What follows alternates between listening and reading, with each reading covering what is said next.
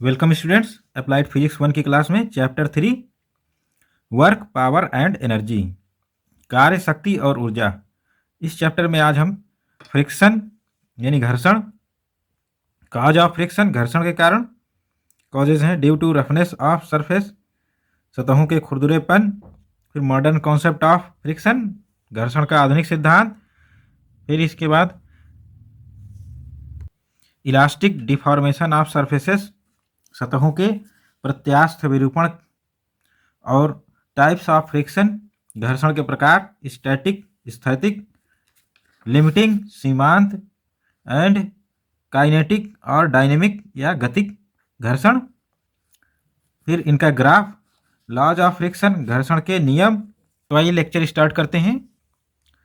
घर्षण यानी friction, friction या घर्षण ये कैसी बॉडीज में होता है? ये सॉलिड बॉडीज यानी दो ठोस वस्तुएं एक दूसरे के ऊपर रखी जाएं और एक वस्तु दूसरे के ऊपर मूव कराई जाए या चलाई जाए तो इससे घर्षण या फ्रिक्शन उत्पन्न होता है। यानी ये दूसरी वस्तु पहली वस्तु के मोशन का यानी गति का विरोध करती है, और जो गति का विरोध करना है यही फ्रिक्शन या घर्षण कहलाता है। ये कैसे उत्पन्न होता है?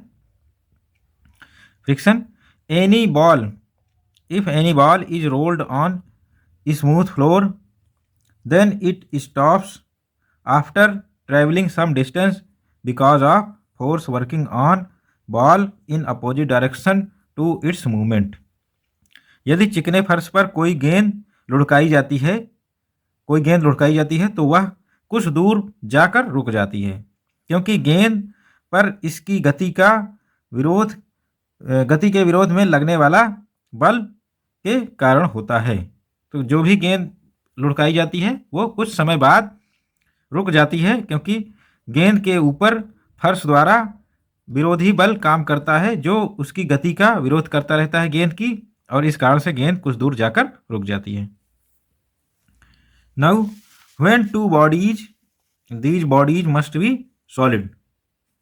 When two solid bodies are in mutual contact and slide upon each other or they do relative motion, then each surface exert a force upon other surface that resists the relative motion of objects. This resistive force or retarding force is called friction and resisting property of the objects is called friction। जब दो या अधिक दो पिंड परस्पर संपर्क में हैं, यानी एक दूसरे के ऊपर रखे हुए हैं तथा एक दूसरे के ऊपर फिसलते हैं, तो जो दो पिंड एक दूसरे के संपर्क में हैं, एक पिंड दूसरे पिंड पर फिसल रहा है या अपेक्षिक गति करता है, तब प्रत्येक तल दूसरे तल पर एक बल आरोपित करता है। तो दोनों तल, जो फिसल रहा है वो भी और जो दूसरा तल है वो भी एक बल आरोपित करता है जो पिंडों की गति का अपेक्षिक विरोध करता है। तो इससे पिंड की जो गति हो रही है उसका विरोध होता है।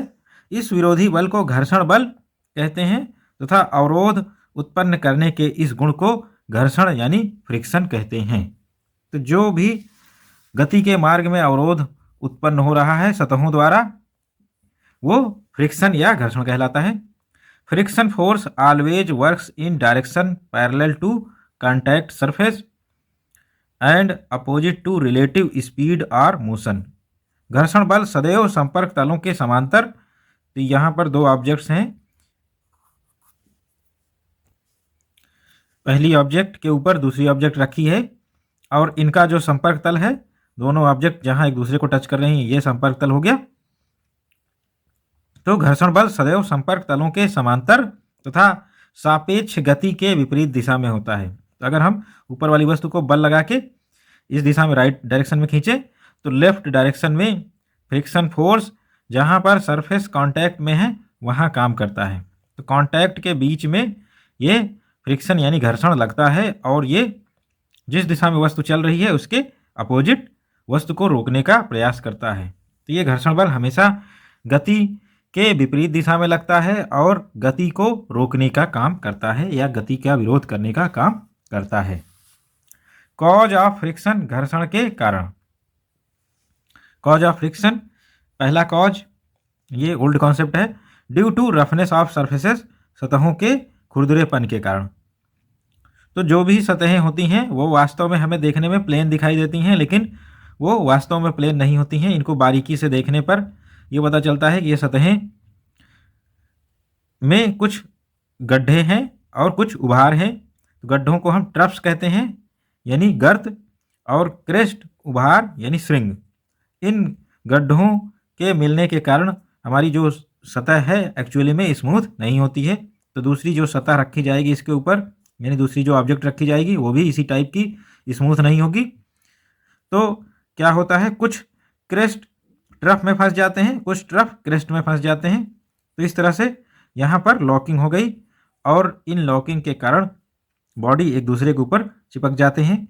जब हम ऊपर वाली बॉडी के ऊपर फोर्स लगाते हैं तो हमें इन जो लॉकिंग है क्रेस्ट ट्रफ इत्यादि की इंटरलॉकिंग, इनके विरुद्ध कार्य करना पड़ता है, तब जाके वस्तु आगे बढ़ती है। तो इस तरह से हम घर्षण यानी हमें एक प्रतिरोध का उत्पन्न होता है, बल लगाने पर एक विरोधी बल का आभास होता है, जो कि जो हमारे वस्तुएं हैं इनके मोशन का विरोध करता है। तो ये जो विरोध करने वाला बल है जो मोशन के अपोजिट डायरेक्शन में लगा है वो फ्रिक्शन यानी घर्षण बल कहलाता है। On observing each surface there are a number of crest and troughs on it. This is trough and this is crest. Highest point is called crest and lowest point is called trough. When another object is placed on such object, then crest and troughs are of both objects are interlocked. प्रत्येक चिकनी सतह को बारीकी से देखने पर उसमें असंख्य उभार यानी श्रृंग और गड्ढे यानी गर्त दिखाई देते हैं। ऐसी वस्तु जब दूसरी किसी वस्तु पर या सतह पर रखी जाती है तो वस्तुओं के शिखर यानी उभार, गर्त, गड्ढे आपस में गुथ जाते हैं। तो जो भी वस्तुओं के श्रृंग और गर्त हैं ये आपस में एक दूसरे पर गुथ जाते हैं, जिस कारण से ये लॉकिंग हो जाती है, interlocking.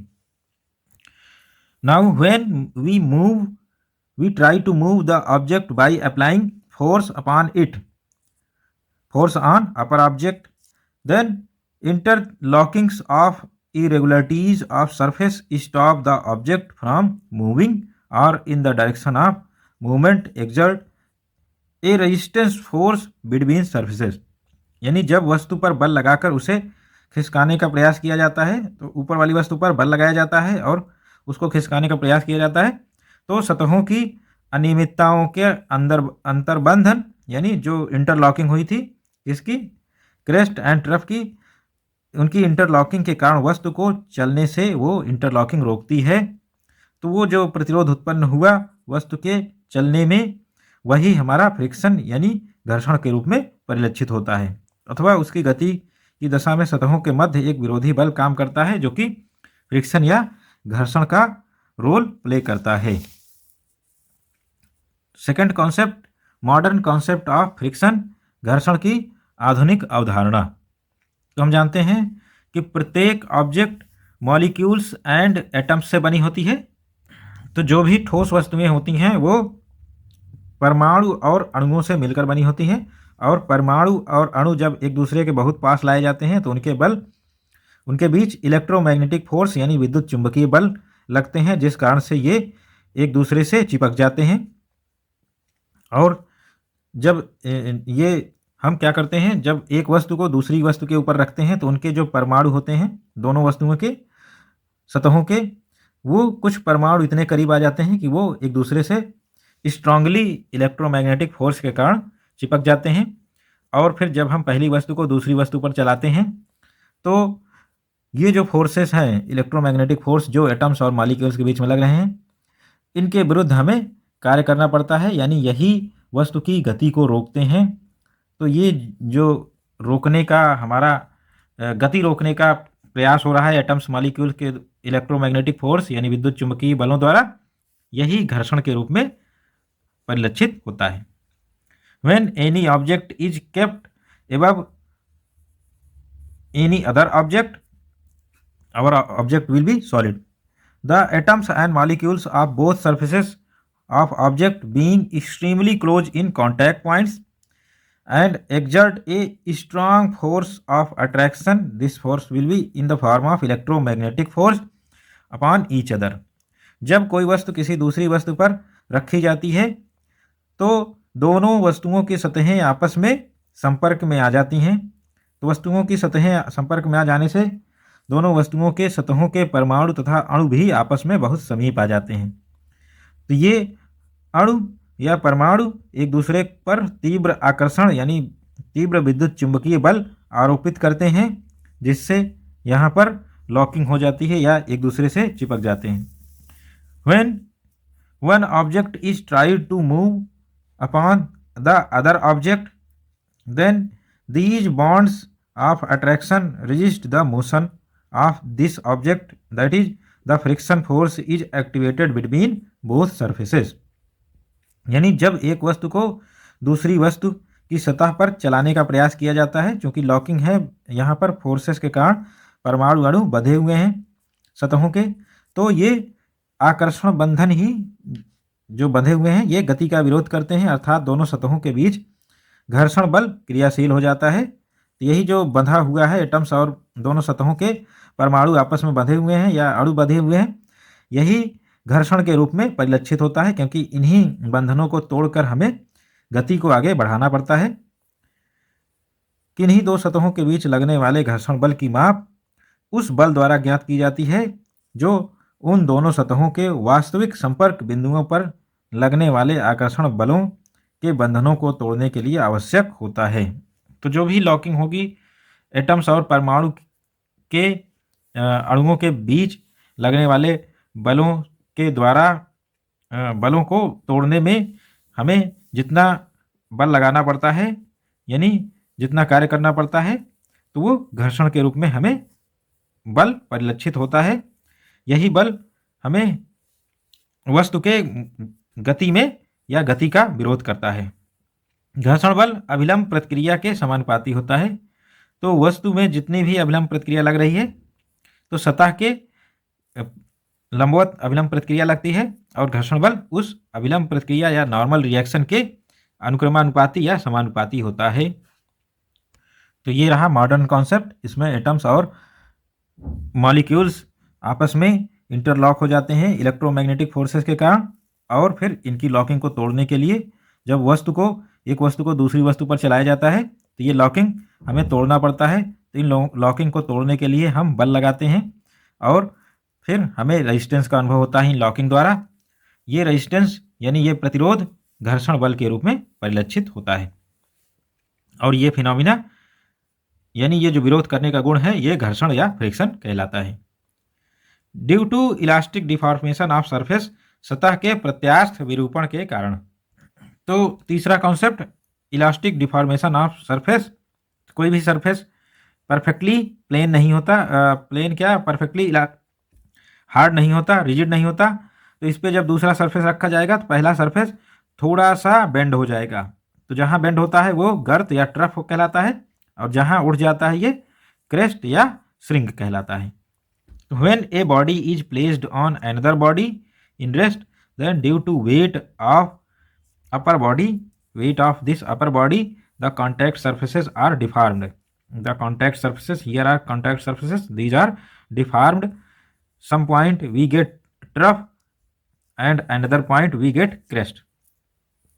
Due to this deformation, some crest and troughs are created in at contact surfaces. यानी जब कोई पिंड किसी पिंड के ऊपर रखा जाता है तो ऊपर वाले पिंड के भार के कारण सतहों के संपर्क के बीच विरूपण उत्पन्न हो जाता है, जिससे श्रिंग व गर्त बन जाते हैं। Hence, to maintain the speed, wheel has to cross these crests. To maintain the speed, wheel has to cross these crests and troughs come across in its way. Besides, some flatness is also in rubber wheel because of pressure. This is why rolling friction is produced in motion. इस प्रकार चाल को बनाए रखने के लिए पहिए को अपने रास्ते यानी सड़क में आने वाले श्रिंगों और गर्तों को पार करना पड़ता है। तो हमने यहाँ पर देखा श्रिंग और गर्त प्रोड्यूस हो रहे हैं due to weight of this wheel. तो व्हील के भार के कारण सड़क में श्रिंग व गर्त बन जाते हैं। गर्त यहाँ लोएस्ट पॉइंट हो गया, श्रिंग हाईएस्ट पॉइंट हो गया। तो व्हील को अपने मोशन के दौरान श्रिंगों और गर्तों को पार करना पड़ता है। और इसके अलावा रबर का जो हमारा टायर होता है या पहिया होता है वो सड़क में के संपर्क में आने से ये सर्कुलर फॉर्म में नहीं होता है, कुछ फ्लैट हो जाता है। जैसे ही संपर्क आता है फ्लैट हो जाता है। और यही कारण है कि गति के दौरान पहिए व सड़क के बीच में लोटनी घर्षण यानी रोलिंग फ्रिक्शन उत्पन्न होता है। तो इस तरह से कॉज ऑफ फ्रिक्शन यहाँ पर 3 कॉज यानी 3 कॉजेज डिस्कस किए गए। अब हम टाइप्स ऑफ फ्रिक्शन घर्षण के प्रकार, टाइप्स ऑफ फ्रिक्शन घर्षण के प्रकार, टाइप्स या स्थितियाँ, पोजीशंस ऑफ या states of friction. There are 3 types of friction are seen between objects, यानी वस्तुओं के मध्य 3 प्रकार का घर्षण या फ्रिक्शन फोर्स दिखाई देता है या ऑब्जर्व होता है। पहला स्टैटिक फ्रिक्शन यानी स्थैतिक फ्रिक्शन जिसको हम एफएस से लिखते हैं। दूसरा लिमिटिंग फ्रिक्शन यानी सीमांत घर्षण। तीसरा डायनेमिक फ्रिक्शन या काइनेटिक फ्रिक्शन, इसको हम कहते हैं गतिक घर्षण एफ के। तो हमारा ये तीनों घर्षण के स्थितियां या प्रकार हो गए। तो इनकी 1 बाय 1 स्टडी करते हैं। पहला स्टैटिक फ्रिक्शन या स्थैतिक फ्रिक्शन या घर्षण, इसके बल को हम एफएस स्टैटिक फ्रिक्शन फोर्स कहते हैं। तो ये तब लगता है जब हम कोई वस्तु एक सतह पर रखें और उस पर बाह्य बल लगाएं। वस्तु पर बाह्य बल लगाएं और रिजल्ट क्या मिले, स्टॉप्ड और नॉट मूविंग, यानी वस्तु रुकी हुई है या विरामावस्था में है। तो वस्तु पर बाह्य बल लगाएं और वस्तु रुकी रहे, तो इस दशा में जो विरोधी बल है वो friction force static friction force यानी स्थैतिक घर्षण बल कहलाता है। और ये इस स्थिति में जो घर्षण काम करता है वो घर्षण कहलाता है स्टैटिक फ्रिक्शन या स्थैतिक घर्षण। Let an object of mass m is kept, object of mass m is kept on horizontal plane, this is horizontal plane, weight mg is acting downward, weight mg is acting downward and its reaction is acting vertically upward। माना क्षैतिज तल पर m द्रव्यमान का पिंड रखा हुआ है जिसका भार mg नीचे की ओर ऊर्ध्वाधर काम करता है तथा प्रतिक्रिया बल ऊपर की ओर ऊर्ध्वाधर लगता है। In this condition body is at rest and mg equal to r। तो इस पर कोई एक्सटर्नल फोर्स अभी नहीं लगा रहे हैं और इस कंडीशन में बॉडी रेस्ट में है यानी विरामावस्था में है, चल नहीं रही है, क्योंकि बाह्य बल नहीं लग रहा है तो चल नहीं रही है। और mg इक्वल टू r है, तो जितना भार है वस्तु का उतना ही नॉर्मल रिएक्शन यानी अभिलंब प्रतिक्रिया होती है।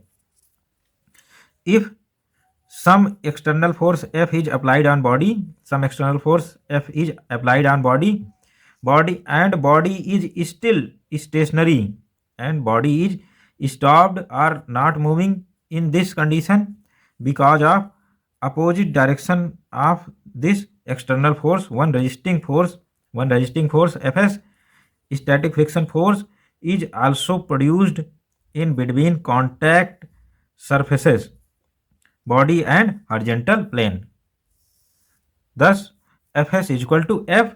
that's why our object is not moving or this body is not moving। This Fs is equal to F is valid only when body is in the rest or not moving। इस तरह से इस स्थिति में जब पिंड विरामावस्था में है तो mg इक्वल टू r होगा और हम पिंड के ऊपर बाह्य बल F लगा दें। बाह्य बल F लगाने से क्या होगा, पिंड और स्थिर अवस्था में है। अगर बाह्य बल हम इतनी कम मात्रा में लगाएं कि पिंड स्थिर अवस्था में है, तो स्थिर अवस्था में होने का मतलब है पिंड पर बल लगा रहे हैं, स्थिर अवस्था में है, तो कोई दूसरा बल है यहाँ पर जो इस पिंड की गति का विरोध कर रहा है और फिर वो घर्षण बल स्थैतिक फ्रिक्शन फोर्स कहलाता है। और खास बात, विरोधी बल भी उतनी ही मात्रा में लगा होना चाहिए जितनी मात्रा में बाह्य बल है, तभी वस्तु रुकी रहेगी। तो विरोधी बल की मात्रा बाह्य बल के बराबर है जब तक वस्तु रुकी हुई है। Fs इक्वल टू F तब तक है जब तक वस्तु रुकी हुई है यानी गति नहीं कर रही है।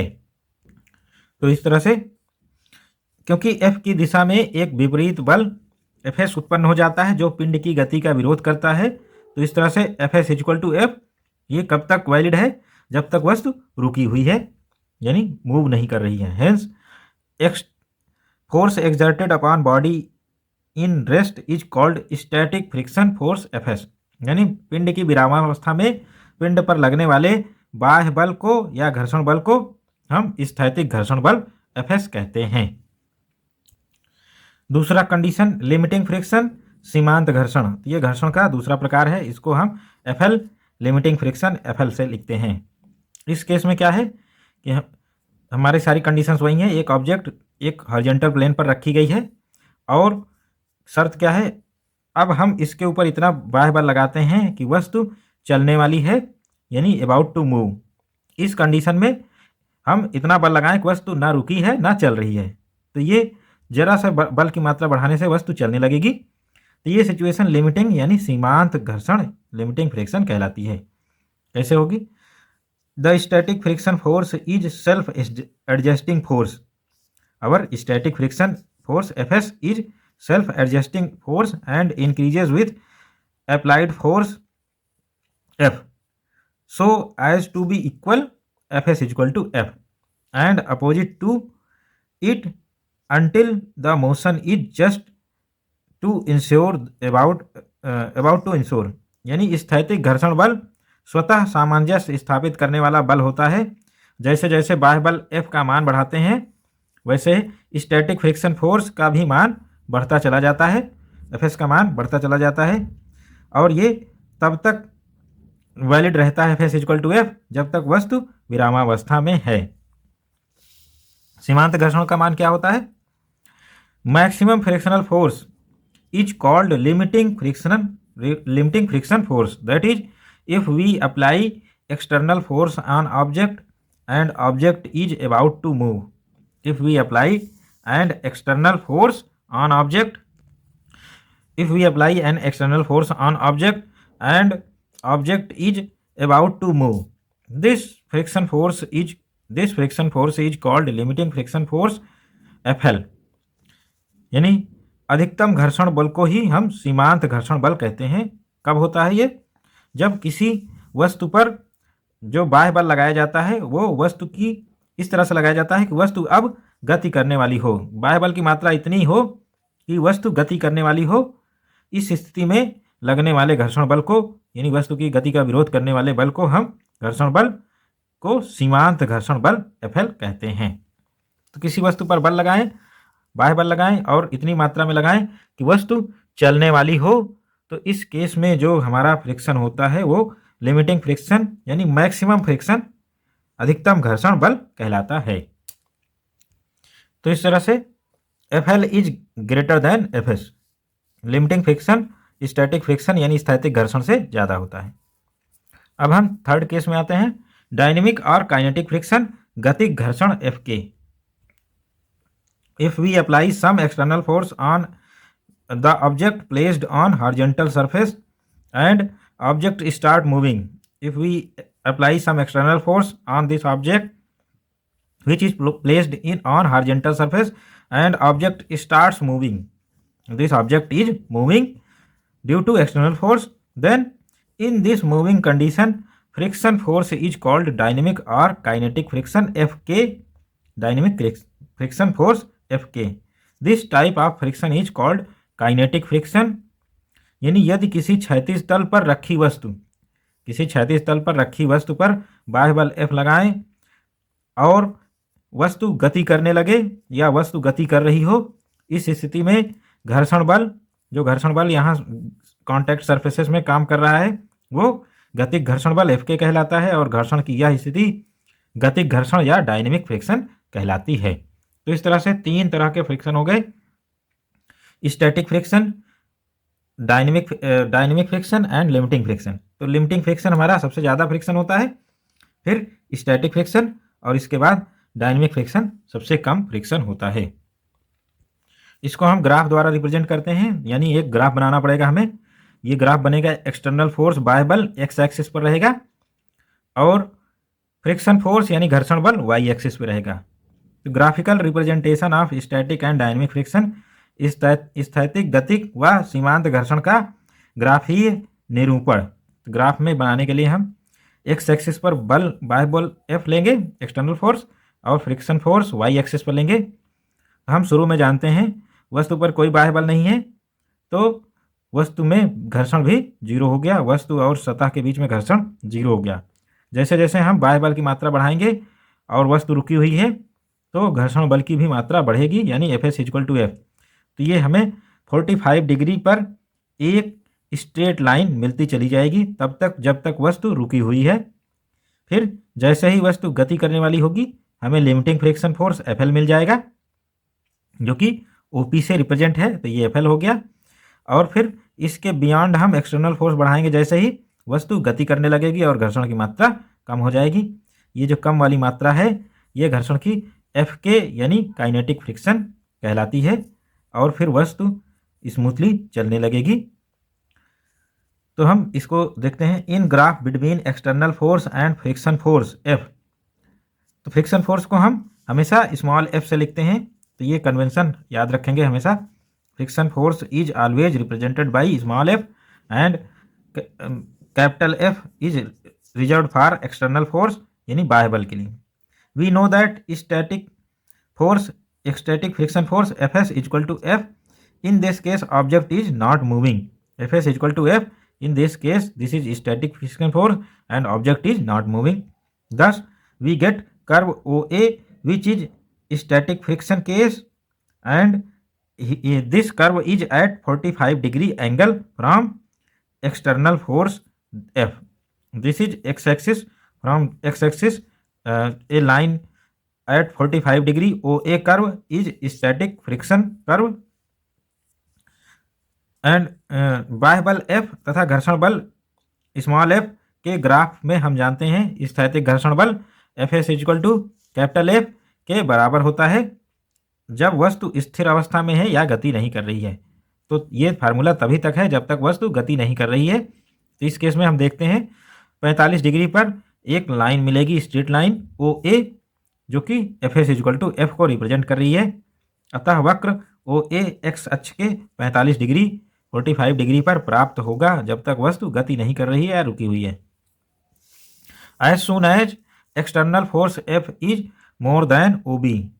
एज सुन एज यानी जैसे ही एक्सटर्नल फोर्स की मात्रा बढ़ाई जाएगी, OB से ज़्यादा कर दी जाएगी, तो इस केस में the body comes in motion, the maximum friction obtained at A। The maximum friction is obtained at point A। Point A is highest point where maximum friction is obtained. This point is point of limiting friction force Fl,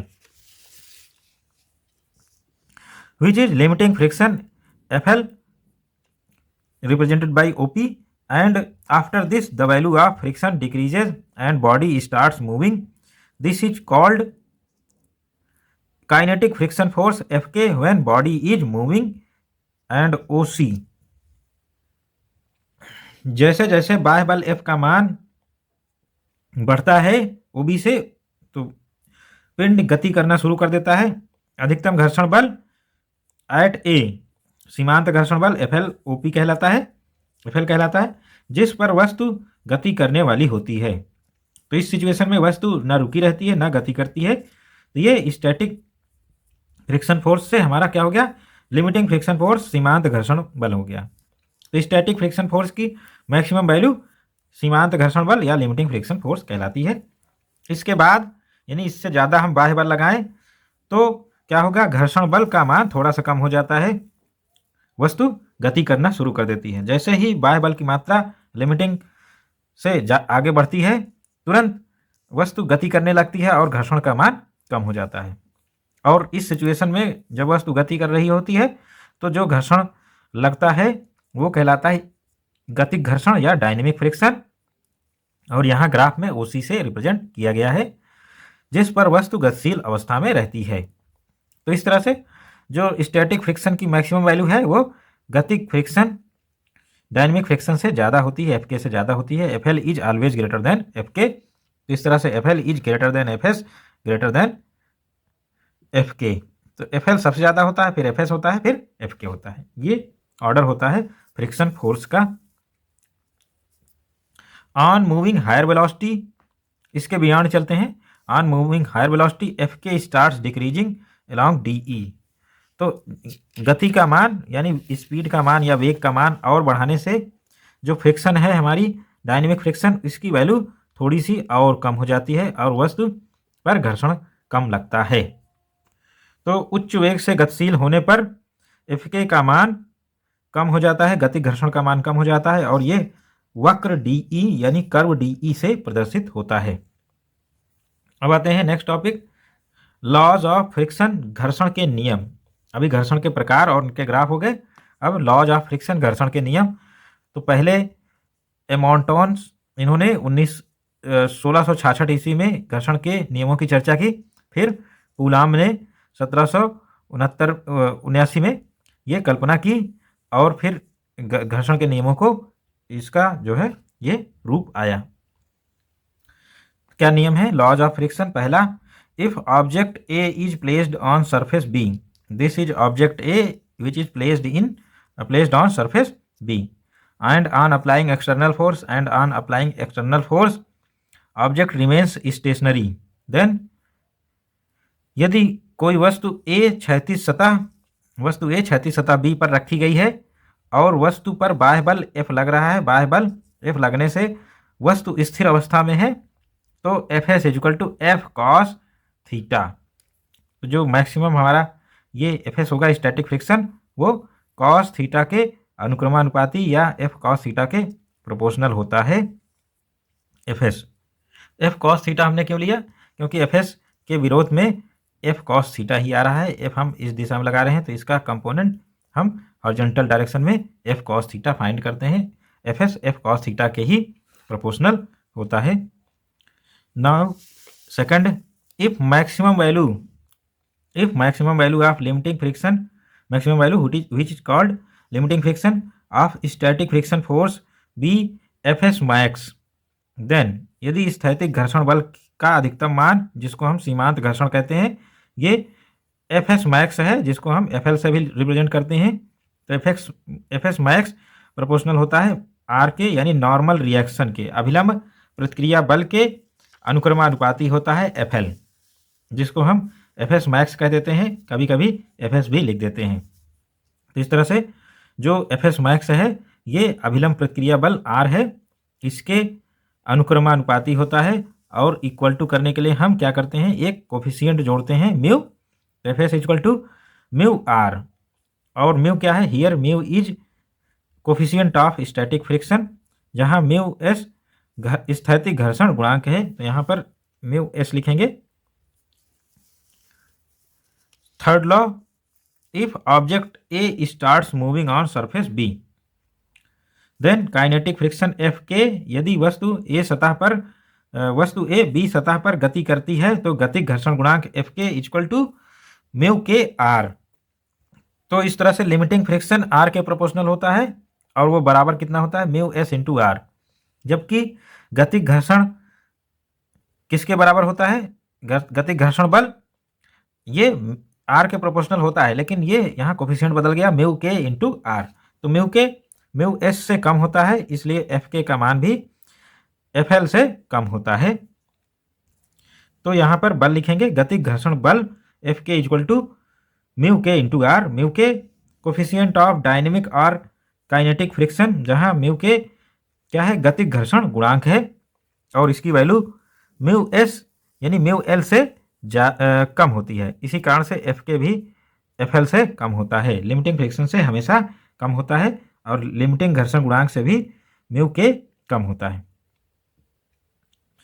if body is moving with acceleration a, then if body is moving with acceleration a, then net force on body, यानी वस्तु A, इस वस्तु का नाम A है और वो small a त्वरण से गति कर रही है, तो एक्सटर्नल फोर्स लगाएंगे और वस्तु स्मॉल a त्वरण से इसी दिशा में गति करने लगेगी।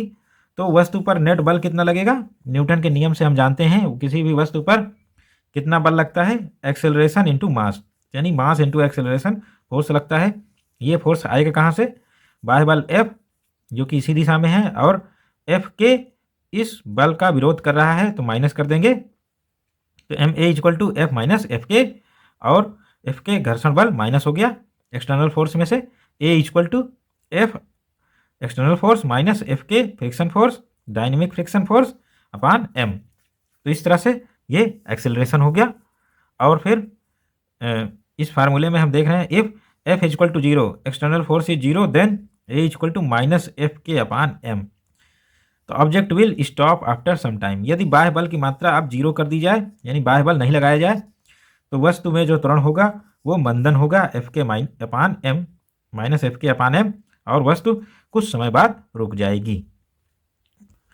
तो स्टूडेंट्स, इस फार्मूले को जो एक्सेलरेशन का है यहाँ पर, इस फार्मूले को रिमेंबर कर लेंगे। इस पर बेस्ड न्यूमेरिकल पूछे जाते हैं। एफ के की वैल्यू यहाँ पर लिख लेंगे, एफ के equal to mu k are या म्यू के एम जी। तो इसकी वैल्यू यहाँ पर रखने पर एक्सेलरेशन का फार्मूला एफ माइनस म्यू के एम जी अपान एम। तो ये फार्मूला हमारा यहाँ पर डिराइव होता है। तो ए का ये फार्मूला है, इसी से हम न्यूमेरिकल वैल्यू कैलकुलेट करेंगे एक्सटर्नल फोर्स की या एक्सेलरेशन की। Now coefficients mu s and mu k are dimensionless and their values depend upon nature of contact surfaces. Coefficient mu s and mu k are dimensionless and their values depends on nature of contact, state of roughness and their materials. Mu k and mu s depends on nature of contact surfaces, state of roughness and their materials, etc. But mu k is always less than mu s. Here mu s is considered as maximum static friction coefficient, that's why we consider it as mu L. गुणांक, घर्षण गुणांक mu s and mu के, mu S को हम mu L ही समझेंगे। तो यहाँ पर म्यू एस तथा म्यू के विमाहीन होते हैं और इनका मान, यानी इन गुणांकों का मान सतहों की प्रकृति, खुरदुरापन और सतहों को बनाने वाले पदार्थों पर निर्भर करता है। और म्यू के is always less than mu S. तो जो घर्षण गुणांक होता है वो सतहों की प्रकृति, nature of surfaces and roughness of surfaces, सतहों के खुरदुरापन, और मटेरियल ऑफ सरफेसेस, उनके सतहों के जो पदार्थ होते हैं उन पर निर्भर करता है। Now direction of friction force. Direction of friction force exerted upon any surface is tangential to that surface. Direction of friction force is tangential to that surfaces which are in contact, and friction force resists the relative motion between objects in contact. Friction force resists the relative motion between objects in contact, यानी किसी सतह पर लगने वाले घर्षण बल की दिशा उस सतह के स्पर्श रेखीय होते हैं। तो जो कॉन्टैक्ट सरफेस होते हैं उसके स्पर्श रेखीय यानी टेंजेंट होते हैं, और वो उसी दिशा में होते हैं जो गति के विपरीत दिशा में होती है। यानी जिस दिशा में गति होती है, एक्सटर्नल फोर्स होते हैं उसके विपरीत होते हैं, और ये सरफेसेस के बीच में ही होते हैं टेंजेंशियल। घर्षण बल यानी फ्रिक्शन फोर्स। घर्षण बल संपर्क में रखी वस्तुओं के बीच आपेक्षिक गति का विरोध करता है। F S equal to mu S into R. तो हम F S equal to mu S into R तभी लिखेंगे जब ये एफ एल इसको कंसिडर किया जाए। तो हम एफ एस की मैक्सिमम वैल्यू लेकर चलते हैं। तो ये हमारा म्यू एस इंटू आर हो गया लिमिटिंग फ्रिक्शन। लिखते हम स्टैटिक फ्रिक्शन, और इसको समझा लिमिटिंग फ्रिक्शन जाता है। तो ऐसा ही किताबों में लिखा हुआ है। तो अब जब भी हम एफ एस देखेंगे तो ये हमारा मैक्सिमम वैल्यू एफ एस की होती है, लिमिटिंग फ्रिक्शन, इनिशियल वैल्यू नहीं, मैक्सिमम वैल्यू। एफ के इक्वल टू म्यू के इंटू आर, ये काइनेटिक फ्रिक्शन हो गया, और हम जानते हैं म्यू के is always less than mu S यानी लिमिटिंग फ्रिक्शन।